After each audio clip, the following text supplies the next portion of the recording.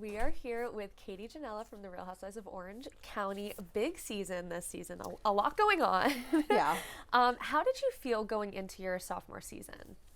I was a little apprehensive. I was coming off of the heels of the reunion, which was pretty traumatic for me. So, I didn't even know if I was going to do another season or be asked to do another season. And going into the second, I was like, I'm going to do this for me. I'm going to prove to myself that I'm strong enough to do this. And I'm going to try to speak up more for myself and voice my opinion. And I really was hoping to get to know these women a little bit more, to form some real friendships. And I was saying how much I'd like to see Kaili on a next gen installment, spin-off something. Is that something you could see for her? Absolutely. She actually really wants to do it. She was approached by a casting company that I also cast for Next Gen. And so she mentioned it to me, my husband and I were like, you should do it. If they ask you to do it, she'd be great. That would be amazing. I think she'd kill it. Yeah. She'd be amazing. Yeah, I would love to see it. Well, I want to jump into this season. I want to get your full side on things, uninterrupted, everything. Okay. On Watch What Happens Live, Emily defended her decision to bring up your custody situation at the reunion, despite saying kids are off limits. You see how it's hypocritical to say you have boundaries in regards to children when you brought up Katie's custody situation from years prior at the reunion. No, I can, to me, it's a huge difference. I brought it up to her face at a reunion when we're supposed to be opinionated, take accountability for things. And I had issues with her backstory. It wasn't about her children. It was about her and things that she had told us. And I wanted her to clarify things. What's your response to that? At the finale last season, we agreed kids were off limits. And then we went into the reunion and she then brought up my custody and legal battles. Started our custody battle almost 11 years ago. And I think that giving up legal and physical custody at the time was the best decision for my kids. For you to lose both physical and legal custody as well, that's the part that doesn't make sense to me. At the time, I was literally homeless with 3 kids. We had nowhere to go. That was horrible, horrible time. I'm sorry, Andy. And so I was like, well, I thought we agreed kids were off limits. So then my daughter did the podcast. And so that's how this kind of tornado started of kids, no kids, kids, no kids. I also don't agree that just because you say it to my face makes it okay to talk about the hardest point of my life when having to choose to give up custody was doing the right thing for my kids. I feel like that was just trying to paint me in a really bad light when I was really actually doing something in the best interest of them. And for a woman to say that to another woman who went through a hard time, that's not okay. Tamra, she also accused you of spreading information through bloggers, and I know some of the bloggers have come out with their own stuff. You blocked me from Instagram. So I said, you don't know why I blocked you? There was this content creator that was putting stories out there that I ran these troll accounts. So I went on Instagram and I said, what you're saying is a lie and you will hear from my attorney. So Katie reached out to the girl. Can you clarify what went on there? What happened? Sure. One of the blogger, the main one, messaged me because she was potentially going to be sued by Tamra.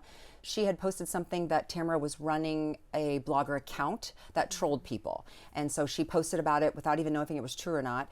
And Tamra messaged her, I'm going to sue you. I'm going to seek legal action or whatever.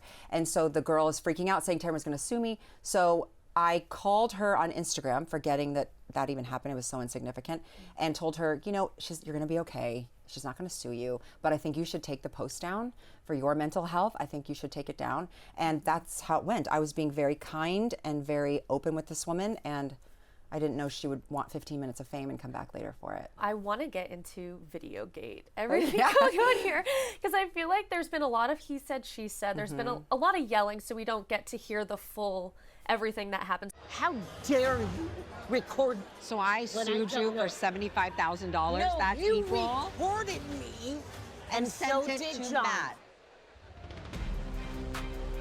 I went through hell last year. But what and was decided happening to try you and capitalize. from John and Alexis was not my fault. You are in their category. No, so let I'm me not. So can you take me through that promo shoot? What happened? Sure. Why did you record Shannon? Well, first let me say it's not a video. It's a voice memo. We were all having our gallery shoot right after we got back from London, and Shannon and I were not friends. She actually really disliked me because I was friends with Alexis. So we were in a shared space. It was Jen, me, and Shannon's teams. We're getting our hair and makeup done. Shannon showed up a few hours late, 2 or 3 hours late, and was talking with production on a speakerphone. yelling and screaming and disrupted the entire room. I being on a Zoom call, my husband was on the Zoom call because he is a part of my business with investors and other business partners. And I abruptly hung up because it was so loud, even in my earbuds, that I couldn't hear. And my husband texted me like, what's going on? And I said, this is what's going on. And I voice noted him what was happening. And I've tried to move on from it. I've tried to apologize. I have accepted that I did it and that it was wrong. And she just can't hear me. Tamra knew about the recording for almost a year before she decided to share it with everyone. Imagine the things that she's done that we don't know about. Well, here's the thing. Last year, Katie was filming Shannon, having a full-blown meltdown at our gallery shoot. How? Why do you think she sat on it for so long? That's a good question. I don't know. And that's kind of what the point I was trying to get across from her. Like, if you wanted to bring this up, I wish you would have brought it up at a more appropriate time and not at a lunch where I was feeling like I was trying for the ladies to get to know me a little bit more and me to get to know them. And instead it just spiraled. So that whole thing shocked me with Shannon, you know, at Heather's birthday party. What surprised you the most from that conversation with her? I think her level surprised me. I've said to her, you know, you're allowed to be angry, you're not allowed to be disrespectful. And calling me more evil than John Jansen and Alexis, I did not share it with Alexis. Alexis has not heard it. The only person that's heard it and doesn't even remember what it says is my husband. And it's so insignificant, I really forgot about it, honestly. Shannon and I, that was April of 2024. We became friends the end of 2024. She finally started to trust me a little bit. So there was no like, oh, I've got to tell you about this recording that I shared with everybody. Right. It was never that way because that's just not what happened. So, you know, her level of anger is, I think, a little bit much, considering that there's been a lot worse things that this cast has done. And she herself has been caught recording a few times. When I talked to Tamra, she said that Jen eventually turns on you. What can you say about that, and where does your friendship with her stand today? It's unfortunate, but Jen and I are not as close as we were last year. Even though your castmates are trying to give you this villain arc this season, the internet has really been on your side. What has that support meant to you? Well, when you're filming it and then waiting it for it to be edited and aired, it's like, it's just so much anxiety. You don't know how you're going to be received. So I'm very grateful. I'm so thankful because you just don't know, and I've gotten so much support. When I spoke to you last year, you said there was a 50-50 chance you would want to return for another season. What are those chances looking like for season 20? You know, I think I'd love to return and actually get the women that I would be with to actually get to know me, because I don't think I've been afforded that yet.